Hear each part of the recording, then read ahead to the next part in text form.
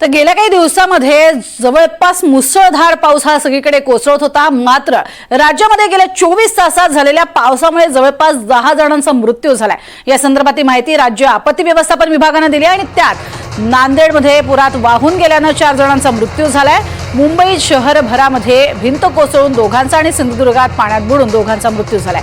अधिक माहिती घेणार आहोत जुई जाधव यांच्याकडून। जुई, गेल्या 24 तासातल्या बळींची संख्या समोर येते आणि अर्थातच सर्वदूर होत असलेल्या पावसाचे अनेक परिणाम भीषण स्वरूपाचे आता समोर येऊ लागलेत। काय अधिक माहिती?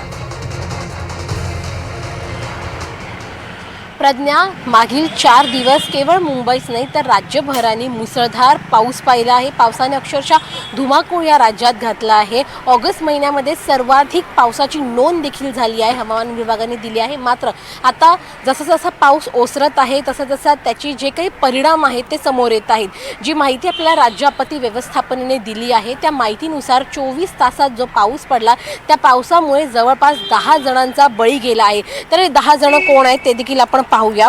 या पुरामध्ये जर आपण पाहिलं, नांदेडला जो पूर झाला होता त्या पुरामध्ये 4 जण वाहून गेली। मुंबई शहरात भिंत कोसळली होती, त्यामध्ये दोघांचा मृत्यू झाला आणि सिंधुदुर्ग जिल्ह्यामध्ये पाण्यात बुडून दोघांचा मृत्यू झाला।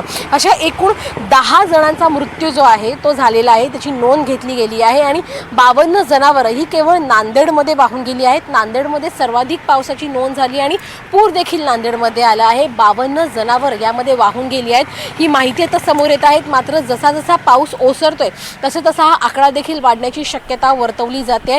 10 जणांची नोंद आतापर्यंत झाली आहे ज्यांचा मृत्यू झाला आहे। मात्र दुर्दैव असं आहे की हा आकडा कदाचित वाढू देखील शकतो, कारण का अजूनही काही भागांमध्ये पुराचं पाणी ओसरायचं बाकी आहे। काही भागांमध्ये अजूनही पाणी तसंच आहे, चिखलगाळ आहे। त्यामुळे जेव्हा पाऊस पूर्णपणे ओसरेल आणि हा जो पूर आलाय तो ओसरेल तेव्हाच हे सगळं चित्र स्पष्ट होईल आणि जी काही एक आकडा आहे तो आकडा देखील राज्य आपत्ती व्यवस्थापन पुढे देईल। प्रज्ञा, नक्कीच तुर्तास धन्यवाद या संपूर्ण माहितीसाठी जुई।